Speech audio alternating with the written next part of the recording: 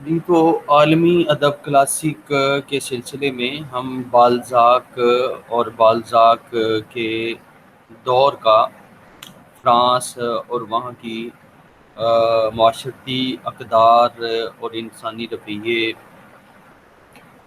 اور اس دور کا کلچر، اس کے خد و خال ہم دیکھتے ہیں۔ بالزاک کے کام سرد ویران اندھیرا گھر کے حوالے سے چند بڑے بوڑھے جو خاندانی روایات سے واقف تھے وہ کہتے کہ گرامے لوگ بڑے ہوشیار ہیں۔ اب گرامے لوگ سے کیا مراد ہے؟ گرامے فیملی کے لوگ، گرامے خاندان کے لوگ، وہ اپنی دولت خاندان سے باہر نہ جانے دیں گے۔ یعنی مطلب وہ اپنی دولت کو، اپنے ورثے کو خاندان سے باہر نہیں جانے دیں گے۔ یہ لوگ جو ہیں اس دور کے اپنے اپنے اندازے لگا رہے تھے۔ اس لیے ایک نہ ایک دن مادام وازل یوجینی گرامی کی شادی پیرس میں رہنے والے شراب کے تھوک بیوپاری موسیو گیوم گرامے کے بیٹے سے ہوگی۔ اب موسیو گیوم گرامے یہ کون ہے؟ موسیو گیوم گرامے یہ موسیو گرامے کے عزیز ہیں اور پیرس میں رہتے ہیں، اور لوگ اندازہ لگاتے تھے کہ اس کی بیٹی کی شادی، جس کا نام مادام یوجینی ہے، مادام یوجینی کی شادی اگر ہوگی تو وہ موسیو گیوم گرامے کے بیٹے سے ہوگی، اس لیے کہ اس خاندان کے لوگ یعنی گرامے فیملی کے لوگ اپنی دولت اپنے خاندان سے باہر نہیں جانے دیتے۔ تو لوگ جو ہے یہ اندازہ لگاتے تھے۔ اس کے جواب میں کروشو اور وے گراسیز یہ دو الگ فیملیز ہیں، لوگوں کے حمایتی کہا کرتے۔ اب اپنی اپنی لوگ جو ہیں وہ دلیل دیتے ہیں۔ پہلی بات تو یہ ہے کہ دونوں بھائی ایک دوسرے سے پچھلے 30 سال میں شاید 2 بار سے زیادہ نہیں ملے۔ اب یہ لوگوں کی اپنی اپنی دلیلیں ہیں۔ دوسرے، پیرس والے موسیو گرامے کے اپنے بیٹے کی ذات سے بڑے ارمان وابستہ ہیں۔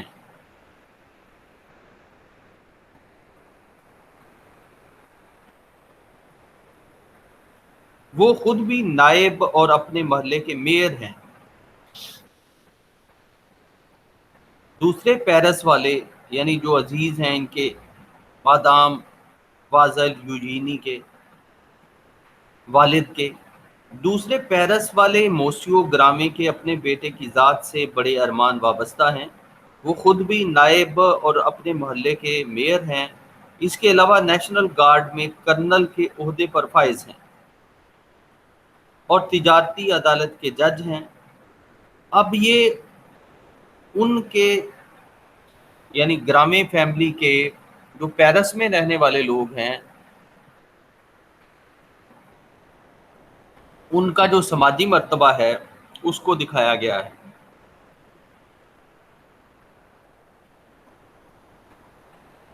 یعنی وہ خود بھی نائب اور اپنے محلے کے میئر ہیں، اس کے علاوہ نیشنل گارڈ میں کرنل کے عہدے پر فائز ہیں اور تجارتی عدالت کے جج ہیں۔ وہ شومور والے گرامے خاندان سے کسی قسم کی رشتہ داری تسلیم نہیں کرتے اور نپولین کے کسی ڈیوک سے رشتہ داری گانٹھنا چاہتے ہیں۔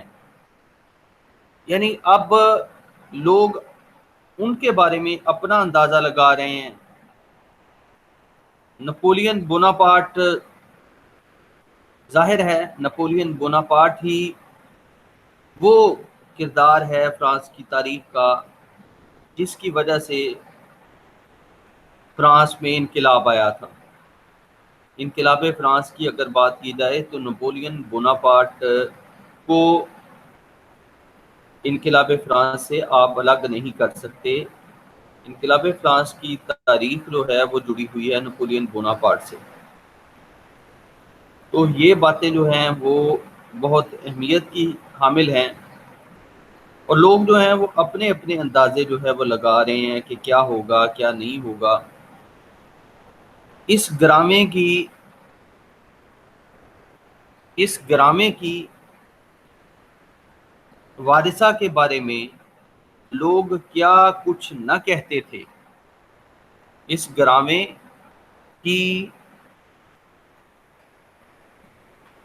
وارثہ کے بارے میں لوگ کیا کچھ نہ کہتے تھے۔ یوجینی کا ذکر گرد و نواح میں 60 میل کے فاصلے پر ہوتا رہتا تھا۔ اب جب معاشروں میں کوئی پروڈکٹیو کام کرنے کے لیے نہ ہو تو پھر معاشروں میں لوگ اسی طرح کے کاموں پر جو ہے وہ زیادہ وقت صرف کرتے ہیں، جیسا جو ہے بالزاک کے دور کے فرانس میں آپ دیکھ رہے ہیں۔ صرف یہی نہیں، سواری لے جانے والی گاڑی میں لوگ یہ اور بابا تک اسی کی باتیں کیا کرتے، یعنی یوجینی کا ذکر جو ہے دور دور تک جو ہے 60 میل کے فاصلے پر ہوتا رہتا تھا۔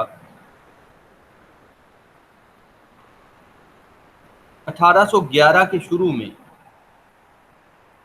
اب بات ہے 1811 کی اور اس کے بالکل شروع کی بات ہے،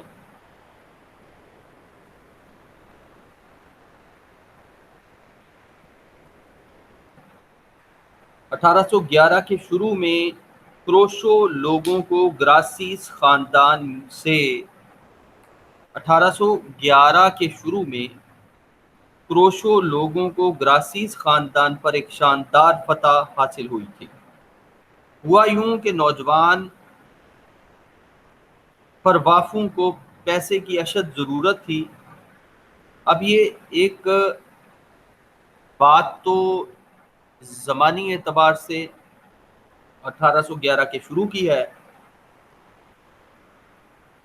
اور کروشو فیملی کی بات ہے، اور دوسرا جو ہے گراسیس فیملی کی بات ہے۔ اب کروشو لوگوں کو گراسیس پر ایک شاندار فتح حاصل ہوئی تھی، یعنی ایک خاندان کو دوسرے خاندان پر فتح حاصل ہوئی تھی۔ ہوا یوں کہ نوجوان پروافوں کو پیسے کی اشد ضرورت تھی۔ پروافوں نوجوان کردار ہے، اس کو پیسے کی اشد ضرورت تھی، لہذا اس نے پروافوں کی جاگیر جو باغ اور کوٹھی کی وجہ سے بہت مشہور تھی بیچ ڈالنے کا اعلان کیا۔ 1811 کے شروع کی بات ہے۔ کروشو لوگوں کو گراسیس خاندان پر ایک شاندار فتح حاصل ہوئی تھی، اور وہ آپ کو پتہ ہے گراسیس خاندان جو ہے وہاں کی مادام وے گراسیس ہے، اور اس کا 23 سالہ لڑکا ہے، اور مادام وے گراسیس جو ہے اس کی خواہش ہے کہ اس کے 23 سالہ لڑکے کی شادی گرامے فیملی کی مادام وائل یوجینی کے ساتھ ہو جائے۔ اب 1811 کی بات ہے، اس کے بالکل شروع کی بات ہے، جب کروشو لوگوں کو گراسیس خاندان پر ایک شاندار فتح حاصل ہوئی تھی۔ ہوا یوں کہ نوجوان پروافوں کو پیسے کی اشد ضرورت تھی، لہذا اس نے پروافوں کی جاگیر جو باغ اور کوٹھی کی وجہ سے بہت مشہور تھی بیچ ڈالنے کا اعلان کیا۔ اس کے ساتھ بہت سی اراضی، دریا، مچھلیوں کے تالاب اور جنگل بھی تھا، اور ان سب کی قیمت 30 لاکھ فرانک تھی۔ اب یعنی صرف اس نے باغ اور کوٹھی اور جاگیر، اس کے ساتھ جو ہے یعنی اور بھی اراضی ہے جس میں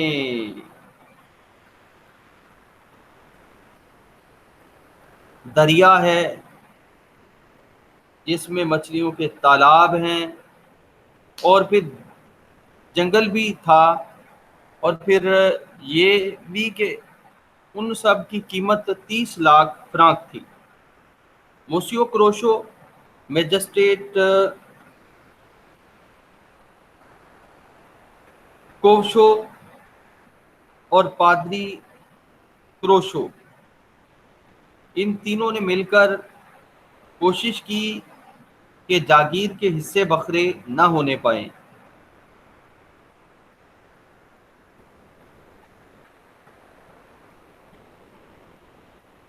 سرکاری وکیل نے اپنے موکل کے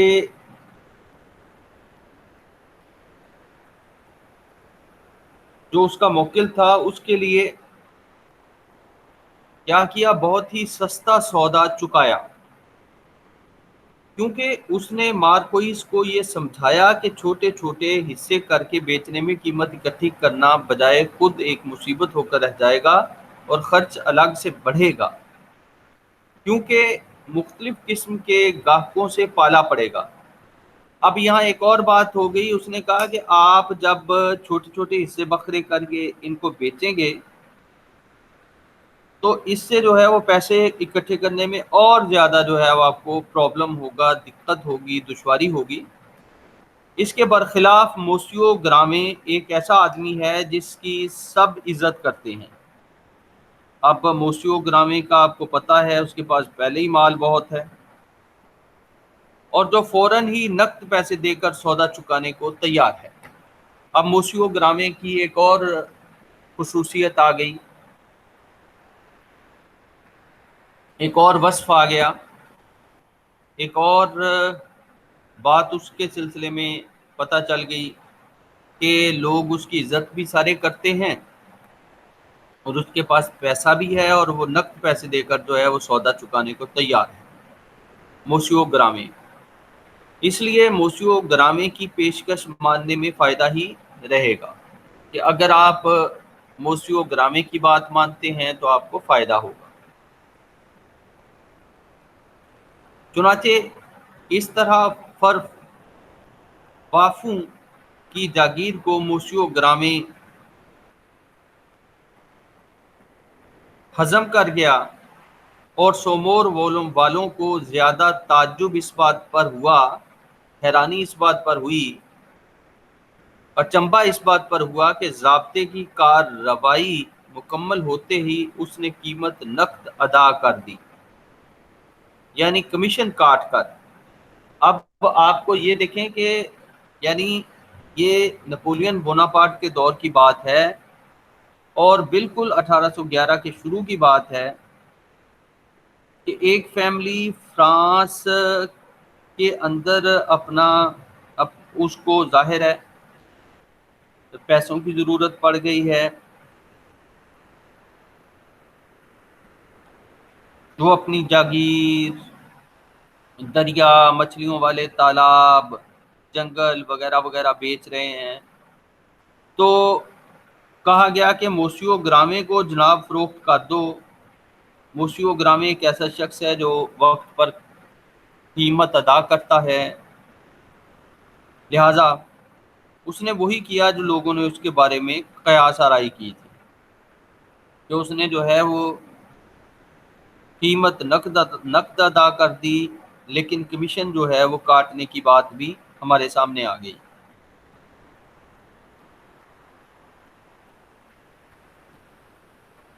اس نئے سودے کی خبر دور دور تک پھیل گئی، یہاں تک کہ اورلیاں اور نانت میں بھی اس کا چرچا ہونے لگا۔ اب یہ یعنی اور علاقے جو ہیں سومور کے علاوہ، ان یعنی سومور تو موسیو گرامے کا اپنا شہر ہے، اس کے علاوہ اورلیاں اور نانت میں بھی اس کا چرچا ہونے لگا۔ کس کا چرچا ہونے لگا؟ موسیو گرامے کا۔ موسیو گرامے اپنی کوٹھی دیکھنے گیا، جو ظاہر اب اس نے نئی نئی خریدی ہے،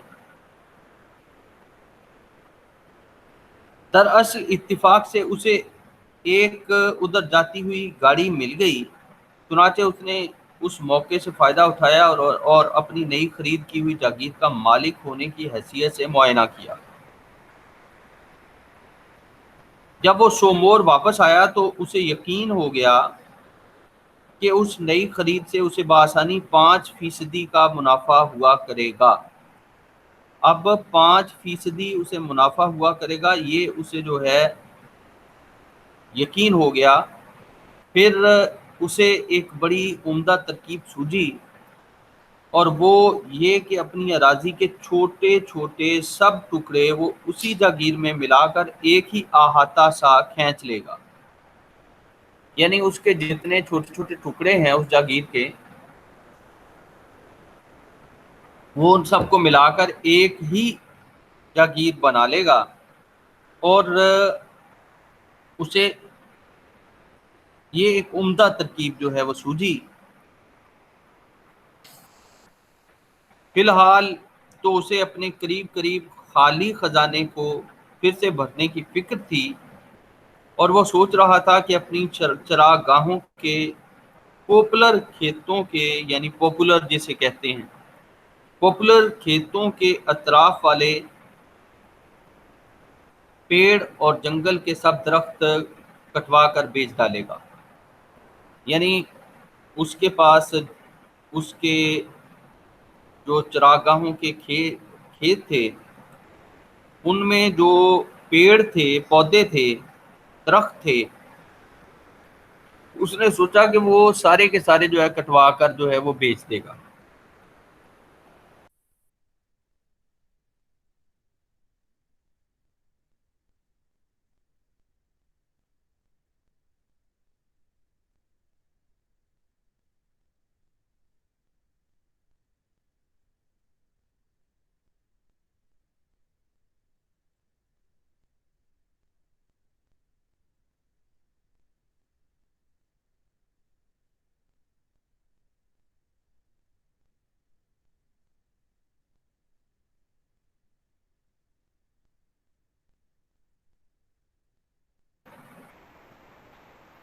لہٰذا ان تمام تفصیلات کے بعد یہ سمجھنا ہوگا کہ موسیو گرامی کے گھر سے کس قسم کی جگہ مراد ہوگی۔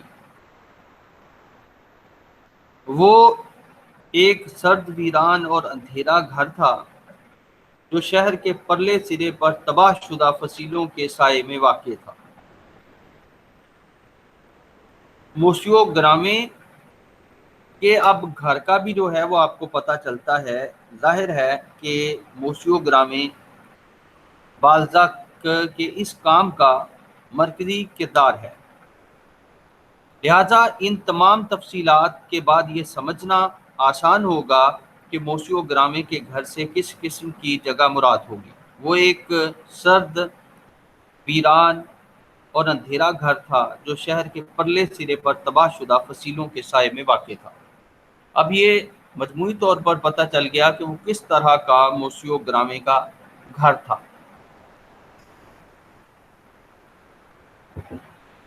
اب رائٹر کا کمال یہ ہے کہ وہ انسانی رویوں کو بھی دکھاتا ہے، وہ انسانی معاملات کو بھی دکھاتا ہے، وہ انسانی قدروں کو بھی دکھاتا ہے، وہ ایک دوسرے کے ساتھ لین دین کو بھی دکھاتا ہے، وہ یہ بھی دکھاتا ہے کہ خارجی ماحول کیسا تھا۔ یعنی چھوٹی چھوٹی جو چیزیں ہیں ان پر اس کی گہری نگاہ ہے، اس کی قوت مشاہدہ کمال کی ہے۔ پھاٹک کے اوپر کی محراب کے دونوں طرف ستون بنے ہوئے تھے،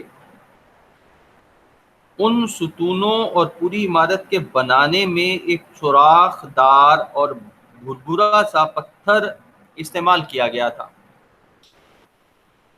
جو دریائے نوار کے کنارے والے علاقے میں عام طور پر پایا جاتا ہے۔ اب وہ جو بھربھرا سا پتھر ہے یہ اس کی بات ہے، اور یہ بھی بتا دیا گیا ہے کہ یہ وہ جو پتھر تھا وہ پایا کہاں جاتا تھا۔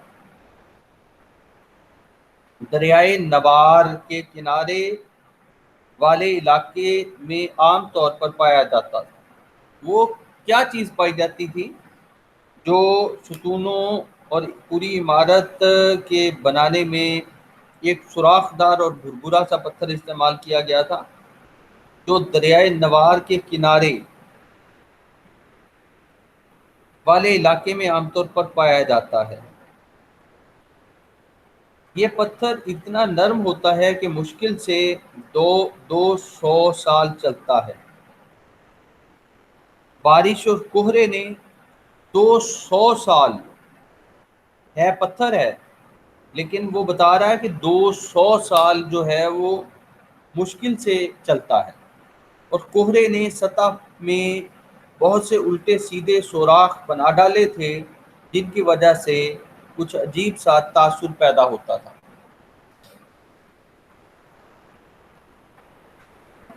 یعنی ان پتھروں میں اس نے بتایا کہ الٹے سیدھے سوراخ جو ہے وہ کوہرے نے اور بارش نے بنا دیے تھے، جن کی وجہ سے کچھ عجیب سا تاثر جو ہے پیدا ہوتا تھا۔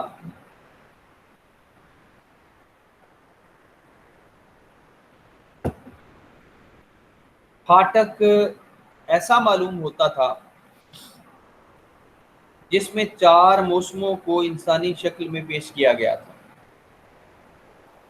یہ چاروں موسم کی ستم ظریفیوں کے باعث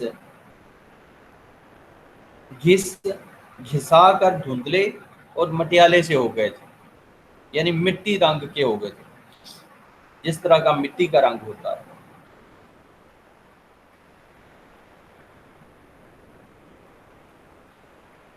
اور پھاٹک کو پیش اس طرح کیا گیا تھا جیسے انسان کا سکلپچر ہوتا ہے، انسان کا مجسمہ ہوتا ہے، یعنی انسان کی شکل میں بنا کر اس کو پیش کیا گیا تھا، اور اس میں 4 موسموں کی بھی ڈپکشن اس کے ذریعے سے ہو رہی تھی۔ یہ چاروں موسم کی ستم ظریفیوں کے باعث گھس گھسا کر دھندلے اور مٹیالے سے ہو گئے تھے۔ یعنی ایک جو شروع میں پتھر میں جو سختی اور جو خوبصورتی کے ایلیمنٹس ہوتے ہیں وہ دکھایا گیا ہے کہ اب بارش اور کوہرے کی وجہ سے نہیں رہے تھے، اور پھاٹک کی جو صورتحال تھی سامنے کی وہ بھی دکھا دی گئی کہ اس پر بھی موسموں کے اثرات کی وجہ سے پہلے جیسی خوبصورتی نہیں رہی۔ اس حصے کے اوپر باہر کی طرف ابھری ہوئی کچھ جگہ تھی جہاں اتفاقیہ طور پر بیج گر جانے سے، اتفاقیہ طور پر کچھ دانے گر گئے ہوں گے، بیج گر گئے ہوں گے، بیج گر جانے سے طرح طرح کے پودے اگائے تھے، اور ایک بیری کا درخت تو خاصا بڑا ہو گیا تھا۔ اب یہ اس کے حصے کے اوپر، یعنی یہ پھاٹک والی سائیڈ ہے، گیٹ والی سائیڈ ہے، باہر کی طرف ابری ہوئی کچھ جگہ تھی، اور وہاں جو ہے اتفاقیہ طور پر کچھ بیج گر گئے تھے مختلف پودوں کے، اور پھر پودے اگائے تھے۔ اور بیری کے درخت کے بارے میں رائٹر نے اپنی قوت مشاہدہ رائٹر کی دیکھی ہے کہ بیری کے درخت کے بارے میں بتایا کہ وہ خاصا بڑا ہو گیا تھا، بڑا دروازہ گہرے رنگ کے شاہ بلوط کی لکڑی سے بنا ہوا تھا، جس پر سکڑنے کی وجہ سے بہت سی دراڑیں پڑ گئی تھیں۔ اور دیکھیں نا، ایک اگر بلڈنگ جو ہے وہ سال ہا سال پرانی ہے تو پھر اس کی کیفیت تو ایسی ہی ہوگی نا۔ اگرچہ یہ بہت کمزور سا معلوم ہوتا تھا، لیکن اس کی لکڑی میں بہت سے موٹے موٹے سروں والی لوہے کی کیلیں ترتیب وار ٹھونک کر اسے مضبوط کر دیا گیا تھا۔ بیچ میں ایک چھوٹا سا چوکور جنگلہ تھا، جس میں بہت سی زنگ آلودہ سلاخیں لگی تھیں۔ جنگلے کے اوپر ایک تھوڑا سا ایک ہتھوڑے کی طرح یعنی ہتھوڑا سا لٹک رہا تھا۔ جنگلے کے اوپر والے حصے کی جو بات ہے، یہ منظر کشی ہے یا تصویر کشی ہے؟ یعنی چھوٹی چھوٹی تصویریں جو ہیں وہ بناتا جاتا ہے رائٹر نا۔ جنگلے کے اوپر ایک ہتھوڑا سا لٹک رہا تھا، جس سے دروازہ کھٹکھٹانے کا کام دیا جاتا تھا۔ اگر آثار قدیمہ کا کوئی محقق اس کا بغور معائنہ کرتا تو اسے اس میں ایک عجیب قسم کے انسانی سر کے آثار ملتے۔ دراصل ایک زمانے میں یہ مسخرے کا سر تھا، لیکن بہت زیادہ استعمال کے باعث مسخرے کے خد و خال مسخ ہو کر رہ گئے تھے۔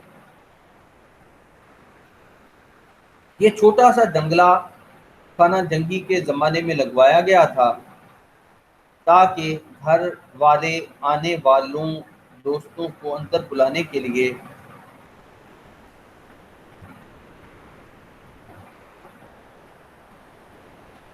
دروازہ کھولنے سے پہلے پہچان لیں۔ لیکن اب تو آنے والوں کی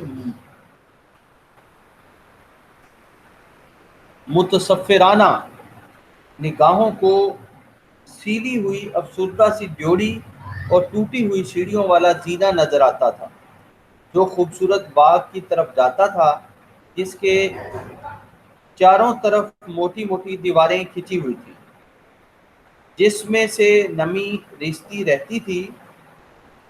ارد گرد پیلی پڑی ہوئی جھاڑیوں کی باڑ تھی۔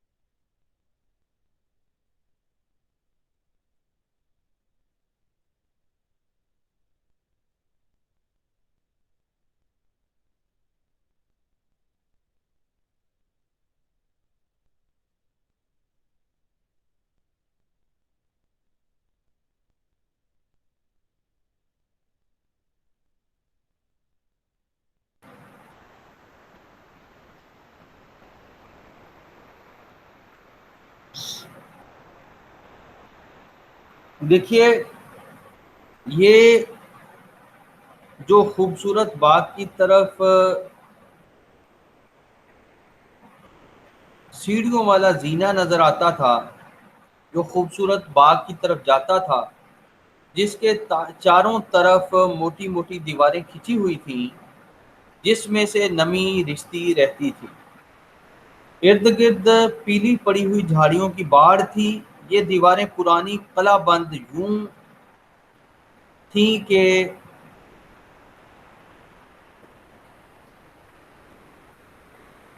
فصیلوں کے پٹلی طرف باغ تھے، جو پاس پڑوس کے مکان والوں کی ملکیت تھے۔ اب فصیلیں تو آپ جانتے ہی ہیں، جو بڑی بڑی دیواریں ہوتی ہیں، اور فصیلوں کے پرلی طرف باغ تھے، جو پاس پڑوس کے مکان والوں کی ملکیت تھے۔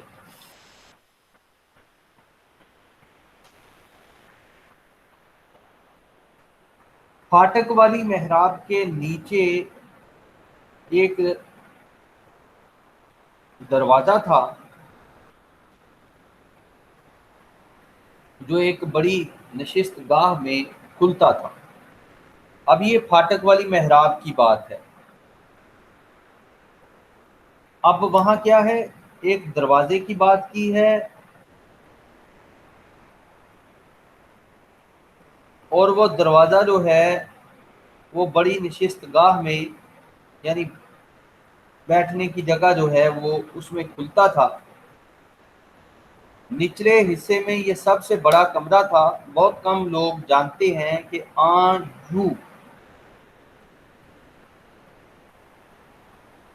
یو میری اور تورین کے چھوٹے چھوٹے شہروں میں اس کمرے کی اہمیت کیا ہے، یعنی بہت تھوڑے لوگ جانتے ہیں۔ یہ نشست گاہ بیک وقت ہال، بیٹھک، مطالعے کا کمرہ اور خلوت خانہ سبھی کچھ ہوتی ہے۔ یہ ایک ایسا اسٹیج ہوتا ہے جہاں گھریلو زندگی کا پورا ڈرامہ کھیلا جاتا ہے۔ یہ کمرہ گھر کے دائرے کا مرکز ہوتا ہے۔ یہیں 6 مہینے میں ایک بار حجام موسیو گرامے کے بال کاٹنے آیا تھا۔ اب 6 مہینے میں ایک بار جو ہے دکھایا گیا ہے کہ ایک حجام آیا تھا اسی جگہ موسیو گرامے کے بال کاٹنے۔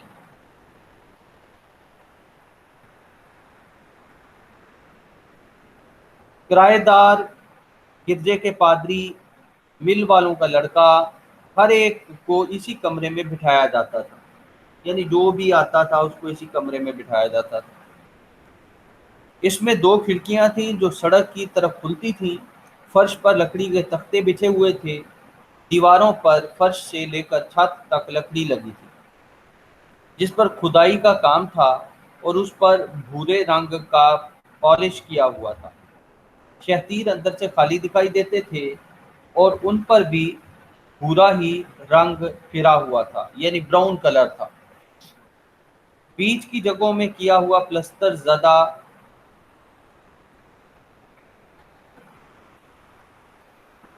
جو پلستر تھا وہ اپنا رنگ جو ہے، اصل رنگ اس کو قائم نہیں رکھ سکا تھا، بلکہ پلستر کا رنگ زرد ہو گیا تھا۔ اچھا، تو آتش دان سفید پتھر کا تھا جس پر بھدی بھدی تصویریں کھدی ہوئی تھیں۔ اس آتش دان پر گھڑی کا ایک پرانا تانبے کا صندوقچہ رکھا تھا۔ اب آتش دان آ گیا ہے، سفید پتھر کا بنا ہوا تھا جس پر بھدی بھدی تصویریں کھدی ہوئی تھیں۔ اس آتش دان پر گھڑی کا ایک پرانا تانبے کا صندوقچہ رکھا تھا جس پر کچھوے کی ہڈی سے میناکاری کی ہوئی تھی۔ اس کے اوپر ایک سبزے رنگ کا شیشہ ٹنگا ہوا تھا جس کے کنارے ڈھلان کی طرح کٹے ہوئے تھے تاکہ شیشے کی چوڑائی کا اندازہ ہو سکے۔ اس پر عکس پڑنے کے سبب کمرے میں رنگدار روشنی کی ہلکی سی لکیر آ جاتی تھی اور یہی روشنی دوسری دیوار پر ٹنگے ہوئے دمشقی فولاد کے شیشے پر پڑتی تھی۔ اب دوسری طرف جو ہے وہ ایک اور چیز دکھا دی گئی ہے۔ تو یہ تصویر کشی ہے رائٹر جو کر رہا ہے، یعنی اگر آپ کیمرے سے تصویر بناتے ہیں تو ہر چیز جو ہے وہ آپ کی آنکھوں کے سامنے آ جاتی ہے، لیکن یہ تو لفظوں سے بنائی ہوئی تصویریں ہیں۔ ٹہنیوں کی شکل کے چمکدار تانبے کے 2 شمعدان انگیٹھی پر دونوں طرف رکھے ہوئے تھے جن سے 2 کام نکلتے تھے۔ ٹہنیوں کے ساتھ لگے ہوئے گلاب کے پھول موم بتی رکھنے کا کام دیتے تھے، لیکن ان کو نکالا بھی جا سکتا تھا اور بیچ کی موٹی ٹہنی کو نیلے سنگے مرمر کے سٹینڈ پر رکھی ہوئی پرانی چیز تانبے کی ایک چیز میں اٹکا کر عام دنوں میں موم بتی روشن کر دی جاتی تھی۔ پرانی وضع کی کرسیوں پر جو کپڑا منڈا ہوا تھا اس پر لافوں تین کہانیوں کی تصویریں بنی تھیں۔ اب ظاہر ہے یہ ان کی کو کلاسیکی کہانیاں ہوں گی جنہیں لافوتین کی کہانیوں کی تصویریں بنی تھیں کے ضمن میں دکھایا گیا ہے۔ اب لافوتین کہانیاں، ان کی تصویریں اور یہ پرانی وضع کی کرسیوں پر جو کپڑا منڈا ہوا تھا اس پر بنی ہوئی تھی، لیکن ان کو سمجھنے کے لیے مصنف سے پوری طرح واقفیت ہونا ضروری تھی، کیونکہ رنگ بہت بری طرح سے بگڑ چکے تھے اور کئی بار رفو ہو چکنے کے باعث شکلوں کا خاکہ بمشکل دکھائی دیتا تھا۔ کمرے کے چاروں کونوں میں میزیں رکھی تھیں، ان میں سے ہر میز کے نیچے گندے گندے خانوں کی قطاریں بنی ہوئی تھیں۔ دونوں کھڑکیوں کی درمیانی جگہ میں ایک پرانی سی تاش کھیلنے کی میز پڑی تھی، جس کے اوپر شطرنج کی بساط بھی بنی ہوئی تھی۔ اس میز کے اوپر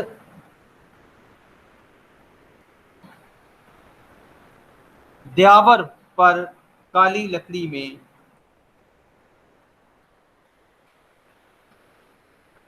جڑا ہوا ایک مقیاس الحرارت لٹک رہا تھا، یعنی ایک ٹیمپریچر تھرمامیٹر جو ہے ٹیمپریچر چیک کرنے والا، وہ دکھایا گیا ہے، جس کے فریم پر فیتوں کا گچھا کھدا ہوا تھا۔ کسی زمانے میں ان فیتوں پر ملمہ تھا، یعنی وہ ایک رنگ چڑھایا گیا تھا فیتوں پر، لیکن مکھیوں کے نسل در نسل اس کی مکھیوں نے اس کی مکھیوں نے کیا کیا تھا، نسل در نسل اس کی چمک کو زائل کر دیا تھا، یعنی مکھیاں جو ہیں وہ بیٹھتی تھی اور اس کی چمک کو جو ہے وہ زائل کر دیا تھا بیٹھ بیٹھ کر، اور رائٹر نے کہا مکھیوں نے نسل در نسل اس کی چمک کو زائل کر دیا تھا، یہاں تک کہ اس کا وجود ایک معمہ سا بن کر رہ گیا تھا۔ آتش دان کے سامنے والی دیوار پر دو رنگدار تصویریں ٹنگی تھیں، ایک کو تو سمجھا جاتا تھا کہ یہ مادام گرامے کے دادا موسیو ولا بار ٹیلیئر کی تصویر ہے، جو فوج میں لیفٹیننٹ تھے۔ موسیو ولا بار ٹیلیئر کی تصویر ہے، یہ مادام گرامے کے دادا جو فوج میں لیفٹیننٹ تھے، اور دوسری مرحومہ مادام یان تیے کی تصویر تھی، جنہوں نے چرواہوں کا سا لباس پہن رکھا تھا۔ یعنی ایک جو ہے وہ مادام گرامے کے دادا موسیو بار ٹیلیئر کی تصویر ہے جو فوج میں لیفٹیننٹ تھے، اور دوسری جو ہے وہ مرحومہ یان تیے کی تصویر تھی، جنہوں نے چرواہوں کا سا لباس پہن رکھا تھا۔ کھڑکیوں میں کرمزی رنگ کے پردے لگے تھے، جنہیں ریشمی ڈوریوں سے پچھلی طرف باندھ رکھا تھا۔ ان ڈوریوں میں بڑے بڑے پھندے لگے تھے۔ یہ پرتکلف پردے گرامے لوگوں کی عادات و اطوار سے بھی ذرا مطابقت نہ رکھتے تھے۔ دراصل یہ سب چیزیں انہیں گھر خریدتے وقت اس کے ساتھ ملی تھیں۔ اس طرح وہ آئینہ، پیتل کی گھڑی، کپڑا چڑھی ہوئی کرسیاں اور کونے میں رکھی ہوئی میزیں بھی ان کے ہاتھ لگی تھیں۔ پرلی کھڑکی کے پاس تنکوں کے گدے والی کرسی بچھی تھی، جسے لکڑی کے تختوں پر رکھا گیا تھا تاکہ مادام گرامے بیٹھی بیٹھی سڑک پر سے گزرنے والے لوگوں کو دیکھ سکے۔ دوسری کھڑکی کے سامنے کام کرنے کی میز رکھی تھی، جو روشنی پڑتے رہنے کی وجہ سے دھندلی پڑ گئی تھی۔ اور اس کا رنگ بھی اتر گیا تھا۔ اس کے قریب ہی یوجینی کی چھوٹی سی بازوؤں والی کرسی پڑی تھی۔ یہ ساری رائٹر کی چھوٹی چھوٹی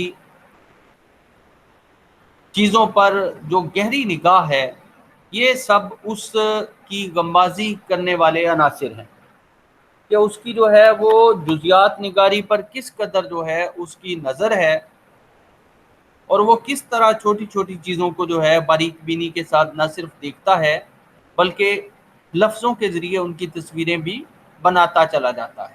یہ کمال ہے بالزاک کا۔ ان دونوں ماں بیٹی کی زندگی 15 سال سے بڑے پرسکون انداز میں گزرنے جا رہی تھی۔ اپریل کے مہینے سے لے کر نومبر تک وہ کھڑکیوں کے سامنے بیٹھی کام کرتی رہتی، لیکن دسمبر کے پہلے ہی دن سے وہ اپنا کام سنبھالے آگ کے قریب آ بیٹھتی، اور پھر سردیوں بھر وہیں ان کی جگہیں مقرر ہو جاتی۔ گرامے اس تاریخ سے پہلے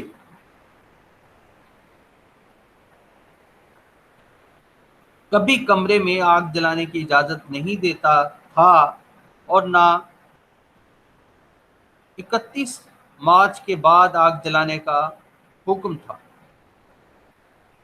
موسم بہار یا خزاں کے دنوں میں کتنی ہی سردی کیوں نہ پڑے، لمبی نانوں چوری چھپے باورچی خانے کی آگ میں سے جلتی بلتی راکھ انگیٹھی میں بھر لاتی، اور اس طرح اکتوبر اور اپریل کی راتیں مادام واضل گرامے کے لیے ذرا قابل برداشت ہو جاتی تھی۔ گھر بھر کے کپڑوں کی مرمت ان کی بیٹی کو کرنا پڑتی تھی، اور وہ اتنی مستعدی سے اپنا کام سارا دن اس فرض کی نذر کر دیتی، جو یقیناً کوئی آسان کام نہیں تھا، یعنی گھر بھر کے کپڑوں کی مرمت کرنے والا جو کام تھا، کہ اگر یوجینی اپنی ماں کے کالر پر کڑھائی کرنا چاہتی تو اسے اپنی نیند میں سے وقت نکال کر یہ کام کرنا پڑتا، اور پھر روشنی میں یہ کام کرنے کے لیے اسے طرح طرح کے بہانے بنا کر باپ سے موم بتی لینا پڑتی۔ بہت دن سے گرامے کی یہی عادت تھی۔ جس طرح روٹی اور گھر کی ضروریات وہ روزانہ نکال کر دیتا تھا، اسی طرح نانوں اور اپنی بیٹی کو بتیاں دیتا۔ شاید لمبی نانوں ہی ایک ایسی ملازمہ تھی جو اپنے مالک سے اس جابرانہ رویے کو برداشت کرنے کی ہمت رکھتی تھی، اور اس خوش قسمتی پر شہر بھر کے لوگ موسیوں اور مادام گرامے پر رشک کرتے تھے۔ لمبی نانوں کو یہ خطاب اس لیے ملا کہ وہ 5 فٹ 18 انچ لمبی تھی۔ وہ گرامے کے گھر میں پچھلے 35 سال سے کام کر رہی تھی۔ موسیوں بھر میں وہ سب سے امیر ملازمہ سمجھی جاتی تھی، حالانکہ سال بھر میں اسے صرف 70 فرانک ہی بطور تنخواہ ملتے تھے، لیکن اس کے باوجود وہ ملازمہ تھی، اور پورے علاقے میں وہ امیر ملازمہ جو ہے وہ سمجھی جاتی تھی۔ یہ 70 فرانک پچھلے 35 سال سے جمع ہو رہے تھے، اور حال ہی میں نانوں نے 4,000 کی خطیر رقم موسیو کروشو کو دے دی تھی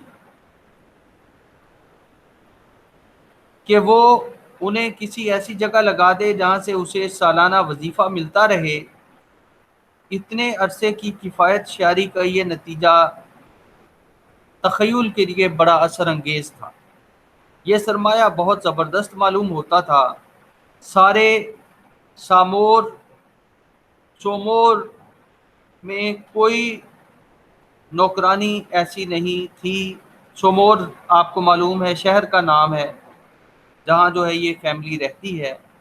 اب پورے یا سارے سومور میں کوئی نوکرانی ایسی نہ تھی جسے اس غریب نوکرانی پر اشک نہ آتا ہو جو 60 سال کی ہونے تک اتنی دولت جمع کر سکی تھی کہ بڑھاپے میں اسے کسی کی محتاجی نہ رہے، لیکن کسی کو یہ خیال نہ آتا کہ اس پونجی کے اکٹھا کرنے میں اسے کتنی سختیاں اٹھانا پڑی تھی۔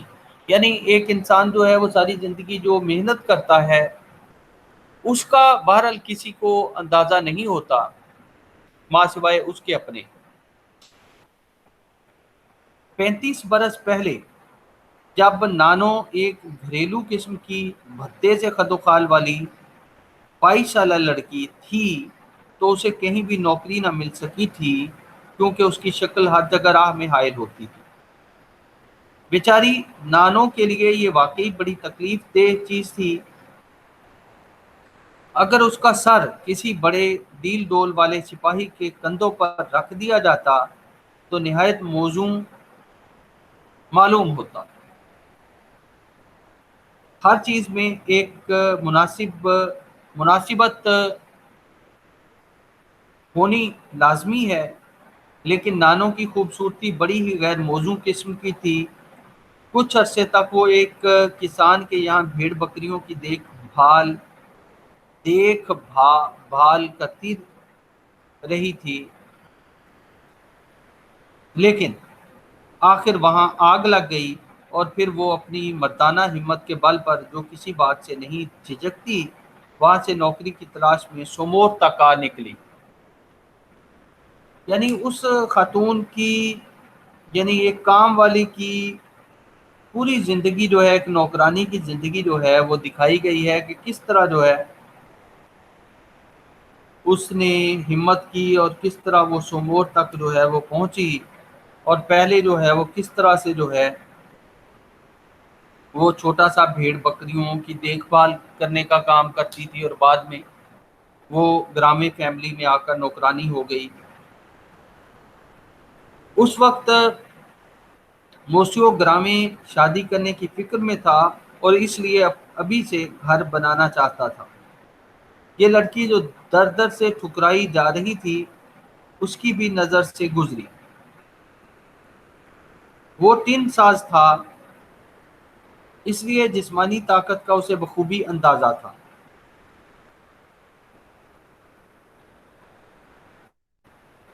ظاہر ہے کہ جیسا اس کا کام تھا اس کو اسی طرح اندازہ بھی تھا کہ جسمانی طاقت سے جو ہے وہ کرنے والے کام ظاہر ہے کہ جسمانی طاقت کے بغیر نہیں ہو سکتے۔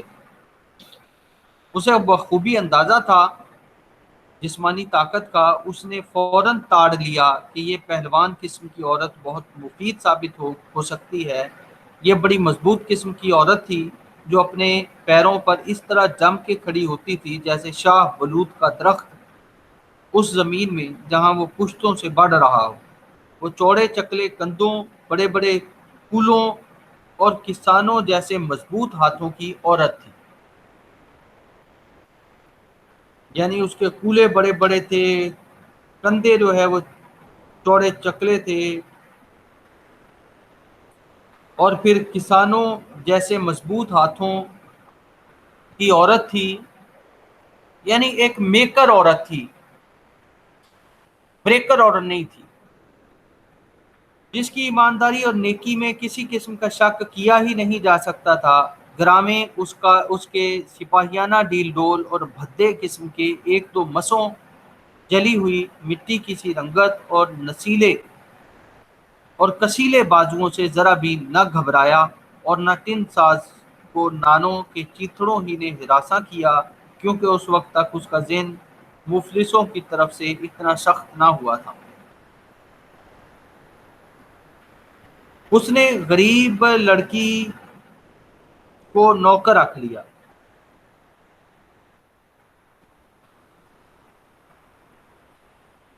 اسے کھانا دیا، کپڑے اور جوتے پہنائے اور پیسے بھی دیے۔ نانوں کے لیے اب اپنی مصیبت بھری زندگی ناقابل برداشت نہ رہی، بلکہ اس نے اس نیک سلوک پر چپ کے خوشی کے آنسو بہائے۔ اسے پانے مالک سے عقیدت اسے اپنے مالک سے عقیدت سی ہو گئی،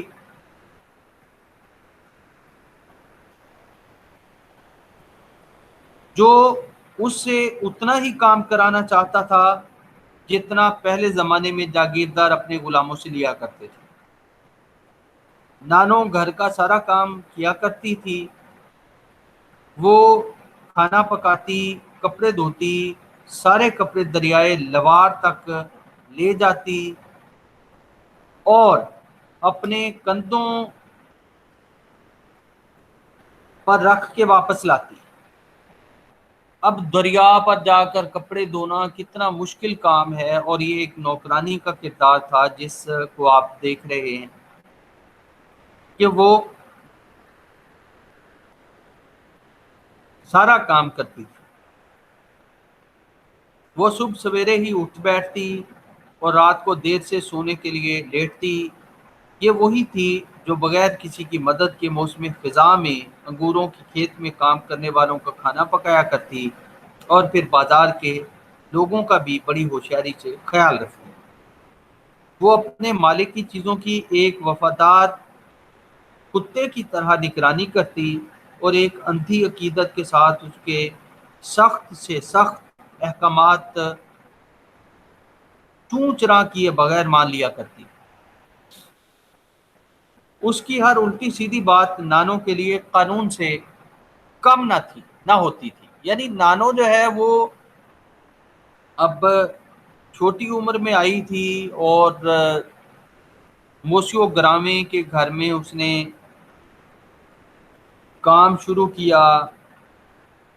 پہلے آپ کو پتہ ہے کہ وہ ایک کسان کے یہاں بھیڑ بکریوں کی دیکھ بھال کرتی تھی، وہاں آگ لگ گئی، پھر اس نے ہمت کی اور وہ ہمت کر کے جو ہے وہ سومور تک آ نکلی، اور وہاں آ کر جو ہے اس نے موسیو گرامے کے ہاں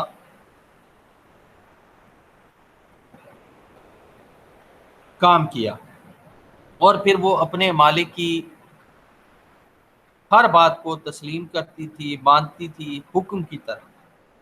اس کی ہر الٹی سیدھی بات نانو کے لیے قانون سے کم نہ ہوتی تھی۔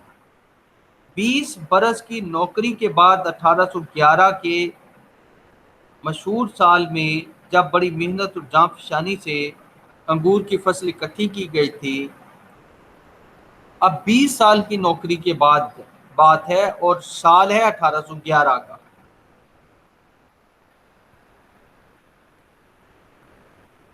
جب بڑی محنت اور جاں فشانی سے سخت محنت سے انگور کی فصل اکٹھی کی گئی تھی، گرامے نے نانو کو اپنی پرانی گھڑی بطور تحفہ پیش کی، اور یہی ایک چیز تھی جو عمر بھر میں نانو کو اپنے مالک سے ملی تھی۔ ویسے تو وہ اکثر اس کے پرانے جوتوں کو الٹوا کر پہنا کرتی تھی جو بالکل اس کے ناپ کے ہوتے تھے، لیکن عموماً وہ اس قدر گھس چکے ہوتے تھے کہ کسی اور کے کام ہی نہ آ سکتے تھے، اس لیے ان کا شمار تحفے میں نہیں ہو سکتا۔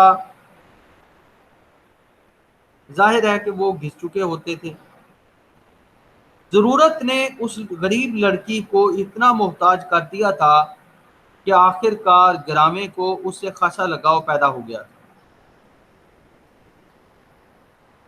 اور وہ اس سے اتنی ہی شفقت کے ساتھ پیش آتا جتنا آدمی اپنے کتے کے ساتھ برتتا ہے۔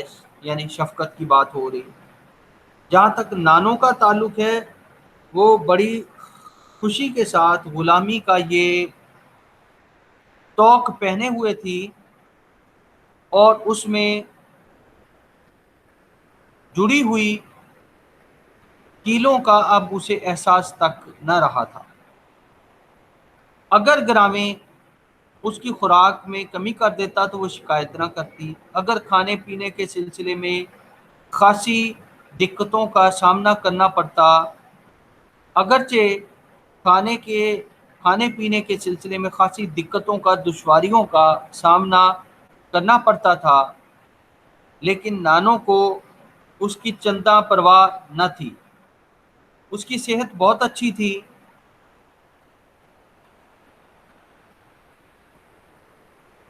اور گھر میں کسی قسم کی بیماری نہیں تھی۔ اور پھر نانو اس خاندان کے ایک فرد کی سی حیثیت رکھتی تھی، ظاہر ہے ایک نوکرانی تھی، وفادار نوکرانی تھی، لیکن گھر کے فرد کی سی اس کو حیثیت حاصل تھی۔ وہ ہر حالت میں گرامے کی شریک تھی، جس وقت وہ ہنستا یہ بھی ہنستی تھی، اور جب کبھی وہ افسردہ یا پریشان ہوتا تو یہ بھی اداس ہو جاتی۔ یہاں تک کہ موسم کے بارے میں بھی اس کا وہی خیال ہوتا جو گرامے کا۔ یہ اس کے ساتھ مل کر اسی کی خاطر کام کیا کرتی۔ اس قسم کی مساوات زندگی کی بہت سی مشکلات کی تلخی کو شیریں بنا دیتی تھی۔ جب کبھی وہ انگوروں کے باغیچے میں جاتی تو اس کا مالک اسے کسی بات سے نہ ٹوکتا۔ انگور کی قطاروں کے بیچ میں اگے ہوئے درختوں سے آلوچے، آڑو وغیرہ توڑ کر کھا سکتی تھی، اور نانو جی بھر کے پھل کھاؤ۔ وہ کہتا، آؤ نانو جی بھر کے پھل کھاؤ۔ وہ اسے کہتا، یہ ایسا وقت ہوتا تھا کہ جب درختوں کی ٹہنیاں پھلوں کے بوجھ سے جھکی پڑتی تھیں، اور پھلوں کی اتنی کثرت ہوتی کہ آس پاس کے کسان مجبوراً انہیں اپنے سوروں کو کھلا دیا کرتے تھے۔ چنانچہ اس کھیتوں میں کام کرنے والی لڑکی کے لیے، جسے بچپن سے ہی سختیاں برداشت کرنے کے علاوہ کوئی خوشی نصیب نہ ہوئی تھی، اور جس پر ترس کھا کے اسے بھوکوں مرنے سے بچایا گیا تھا، بڈھے گرامے کی مبہم سی ہستی بھی ایک سنہری کرن سے کم نہ تھی۔ پھر اس کے علاوہ نانو جیسی سادہ طبیعت لڑکی کے ذہن میں ایک وقت میں بس ایک ہی خیال سما سکتا تھا۔ 35 سال سے اس کے دماغ میں ایک ہی تصویر گھومتی رہتی تھی۔ وہ اپنے آپ کو ہمیشہ ننگے پیر، چیتڑوں میں ملبوس، موچیوں گرامے کی لکڑیاں کے ٹال کے دروازے کے سامنے کھڑا دیکھتی اور ٹن ساز کو یہ کہتے ہوئے سنتی، اے لڑکی، اے لڑکی، کیا بات ہے؟ اور یہ سوچ کر پہلے دن کی طرح آج بھی اس کا دل اسی گرمجوشی اور احسان مندی کے جذبے سے لبریز ہو جاتا۔ جب کبھی گرامے اس کی طرف دیکھتا تو وہ سوچا کرتا کہ اس غریب لڑکی کو کبھی تعریفی کلمات سننے کا اتفاق نہیں ہوا، اور جن محبت بھرے جذبات کے لیے عورت بے چین رہتی ہے، ان سب کا اس کی زندگی میں کوئی وجود ہی نہیں ہے۔ اور پھر اسے خیال آتا، بہت ممکن ہے کسی روز یہ کنواری مریم کی طرح معصوم اور بے گناہ خدا کے دربار میں پہنچ جائے۔ ایسے موقعوں پر گرامے کو اس پر بڑا رحم آتا، اور وہ کہہ اٹھتا، بیچاری نانو۔ تو یہ ایک نوکرانی کی جو بہت مشکل اور دشوار گزاری سے بھری ہوئی زندگی کا جو نقشہ ہے، بالزاک نے نہایت باریک بینی کے ساتھ کھینچا ہے، اور قاری برتہ حیرت میں مبتلا ہو جاتا ہے کہ رائٹر کو اپنے کرداروں کو پورٹرے کرنے میں یا تخلیق کرنے میں کس قدر